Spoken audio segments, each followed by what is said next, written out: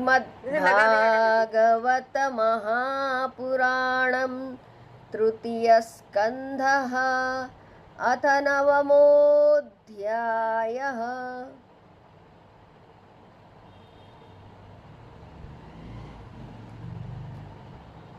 ब्रह्मोवाच ज्ञातोऽसि मेऽद्य शुचिराननुदेहभाजान् न ज्ञायते भगवतो गतिरित्यवद्यं नान्यत्वदस्ति भगवन् न पितन्न शुद्धं माया गुणव्यतिकराद्य दुर्विभासि।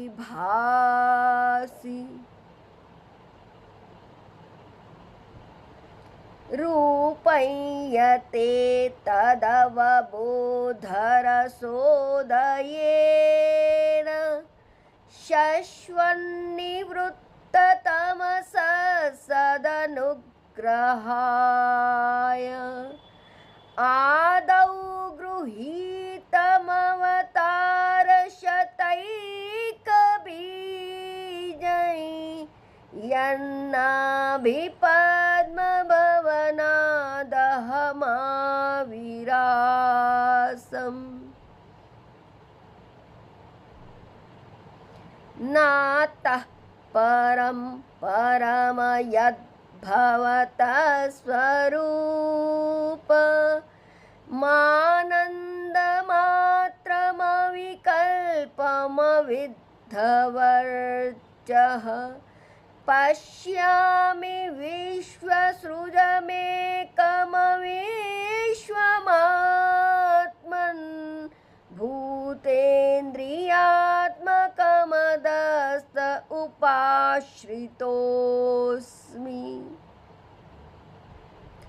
तद्वा इदं भुवनमङ्गलमङ्गलाय ध्याने स्मनोदर्शितन्त उपासकानां तस्मै नमो भगवते नुविधेम तुभ्यं यो नादृतो नरकभाग्भिरसत्प्रसङ्गैः ये तु त्वदीयचरणाम्बुजकोशगन्धं जिघ्रन्ति कर्णविवरैः श्रुतिवातनीतं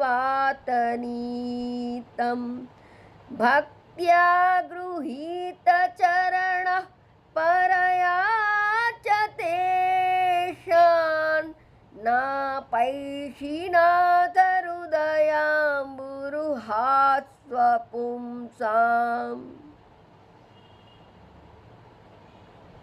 तावद्भयं द्रविणदेहसृहन्निमित्तं शोकस्पृहा परिभवो विपुलश्च लोभः तावन्ममेत्य सदवग्रह आर्तिमूलं यावन्न तेऽङ्घ्रिमभयं प्रवृणीत लोकः।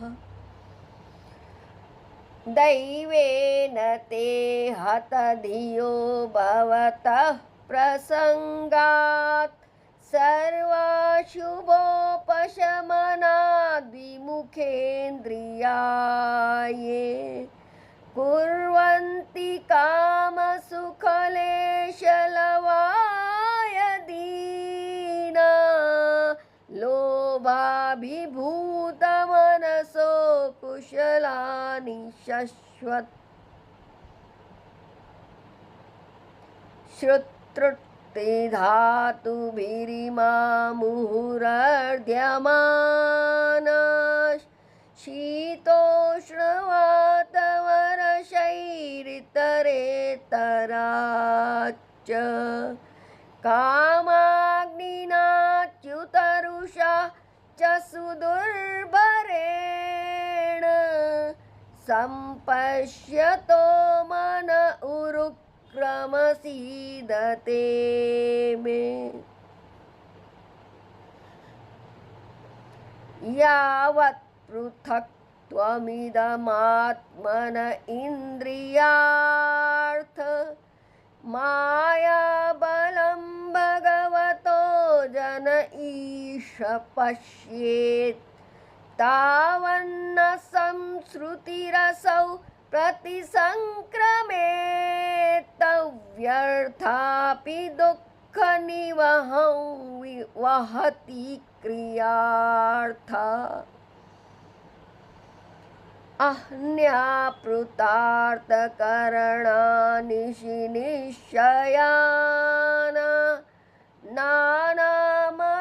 नानामनोरथधिया क्षणभग्ननिद्राः दैवाहतार्थरचना ऋषयोऽपि देव युष्मत्प्रसङ्गविमुखा इह संसरन्ति त्वं भावयोगपरिभावितरुत्सरोज आसेक्ष श्रुतेक्षितपथो ननु नाथ पुंसां यद्यद्धियात उरुगाय विभावयन्ति तत्तद्वपुः प्रणयसे सदनुग्रहाय नाति प्रसीदति तथोपचितोपचारैराराधितः सुरगणैरुदिबद्धकामैः यत्सर्वभूतदयया सदलव्ययैको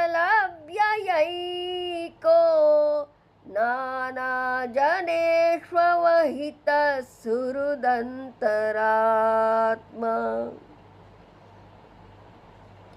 पुंसामतो विविधकर्मभिरध्वराद्यैर्दानेन चोग्रतपसा व्रतचर्यया च आराधनं भगवतस्तव सत्क्रियार्थो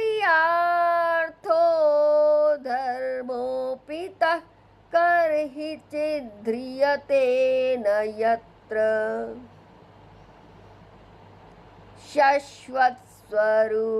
शश्वत्स्वरूपमहसैव निपीतभेद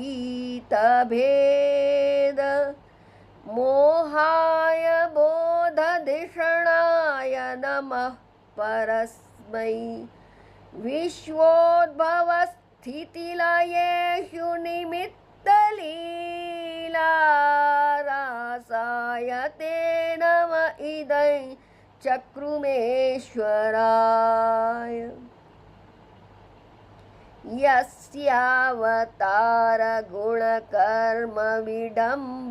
यस्यावतारगुणकर्मविडम्बनानि नामानि येषु विगमे विविशा गृह्णन्ति तेनैकजन्मशमलं सहसैव हित्वा सय्यान्त्यपावृतमृतन्तमजं प्रपद्ये यो वा अहं च गिरिशश्च विभुस्वयं च स्थित्युद्भवप्रलयहेतव आत्ममूलं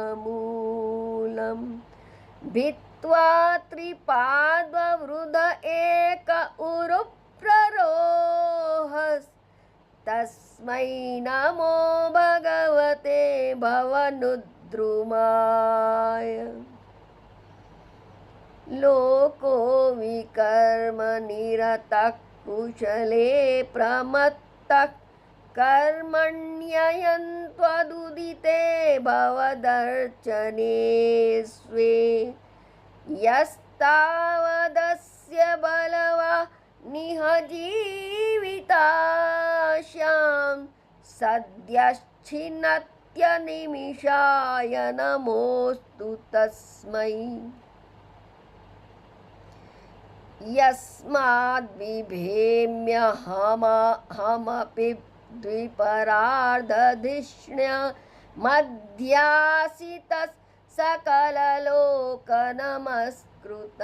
यत् तेऽपेतपो बहुसवो वरुरुत्समानस्तस्मै नमो भगवते धीमखाय तुभ्यम्।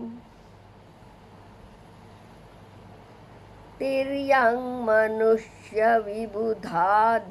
जीवयोनिष्वात्मेच्छयात्मकृतसेतुपरीप्सया यः रेमे निरस्तरतिरप्यवरुद्धदेहस्तस्मै नमो भगवते पुरुषोत्तमाय।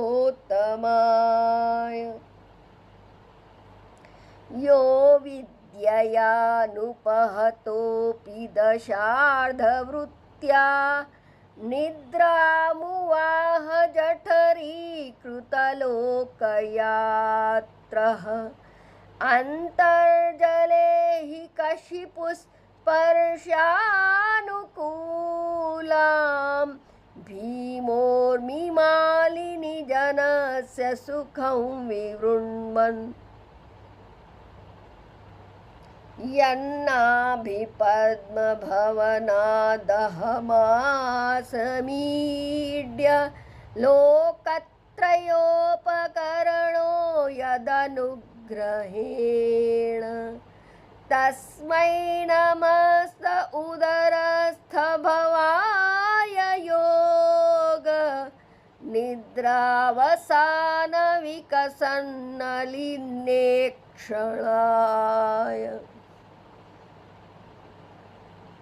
सोऽयं समस्तजगतां सुहृदेक आत्मा सत्त्वेन यन्मृडयते भगवान् भगेन तेनैव मे दृशमनुस्पृशताद्यथाहं स्रक्ष्यामि पूर्ववदिदं प्रणतप्रियोऽसौ।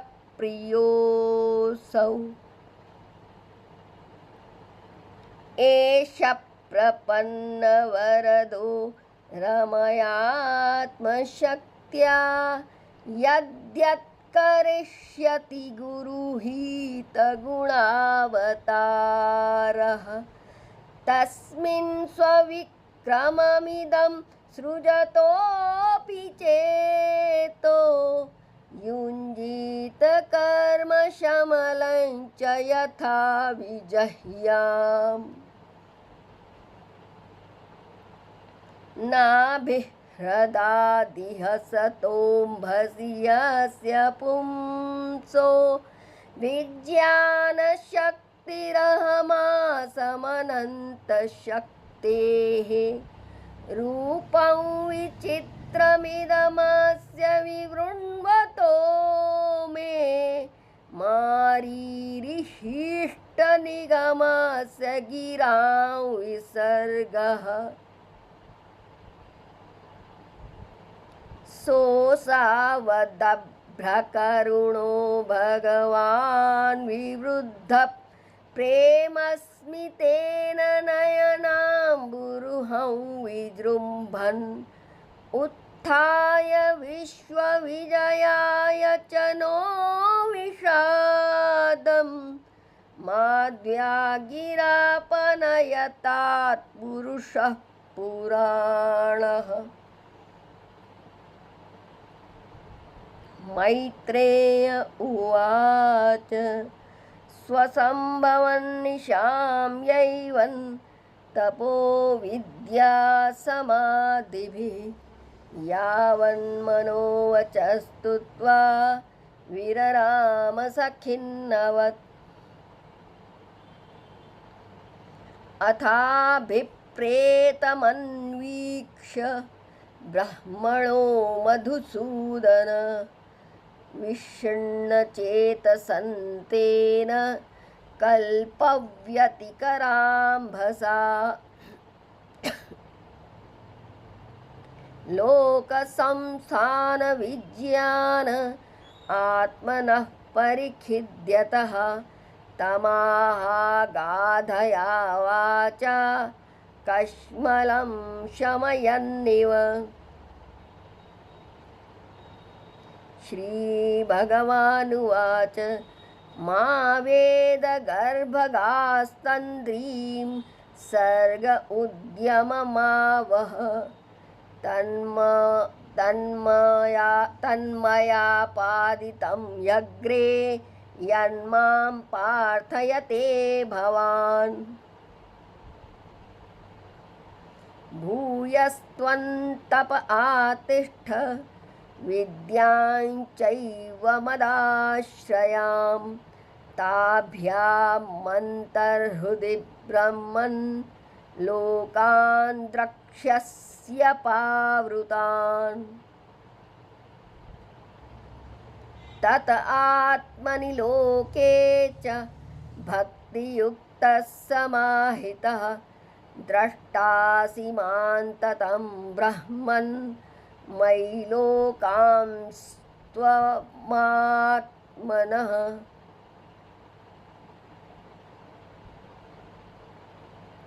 यदा तु सर्वभूतेषु दारुष्वग्निमिव स्थितं प्रतिचक्षीदमालोको जह्यात्तर्ह्येव कश्मलम्। यदा रहितमात्मानं भूतेन्द्रियगुणाश्रयैः स्वरूपेण मयोपेतं पश्यन् स्वाराज्यमृच्छति। नानाकर्मवितानेन प्रजा बह्वीः सिसृक्षतः नात्मा वसीदत्यस्मिंस्ते वर्षीयान्मदनुग्रहः। ऋषिमाद्यन्न बध्नाति पापीयांस्त्वां रजो गुणः यन्मनोमयि निर्बद्धं प्रजा संसृजतोऽपि ते। ज्ञातोऽहं भवता त्वद्य दुर्विज्ञेयोऽपि देहिनां यन्मां त्वं मन्यसे युक्तं भूतेन्द्रियगुणात्मभिः। तुभ्यं मद्विचिकित्साया मात्मा ते दर्शितो बहिः नालेन सलिले मूलं पुष्करस्य विचिन्वतः। यच्च कर्थाङ्गमत्स्तोत्रं मत्कथाभ्युदयाङ्कितं यद्वा तपसि ते निष्ठा स एष मदनुग्रहः। प्रीतोऽहमस्तु भद्रन्ते लोकानां विजयेच्छया यदस्तौषीर्गुणमयन् निर्गुणं मानुवर्णयन्। य एतेन पुमान् नित्यं स्तुत्वा स्तोत्रेण मां भजेत् तस्याशु सम्प्रसीदेयं सर्वकामवरेश्वरः। पूर्तेन तपसा यज्ञैर्दानैर्योगसमाधिना राधन्निःश्रेयसं पुंसां मत्प्रीतिस्तत्त्वविन्मतम्। अहमात्मात्मनान्धातः प्रेष्ठः सन् प्रेयसामपि अतो मयि रतिं कुर्यात् देहादिर्यत्कृते प्रियः। सर्ववेदमयेनेदमात्मनात्मात्मयोनिना प्रजासृज यथा पूर्वं याश्च मय्यनुशेरते। मैत्रेय उवाच तस्मा एवं जगत्स्रष्टे प्रधानपुरुषेश्वरः यज्ञेदं स्वेन रूपेण कञ्जनाभस्तिरोधधे।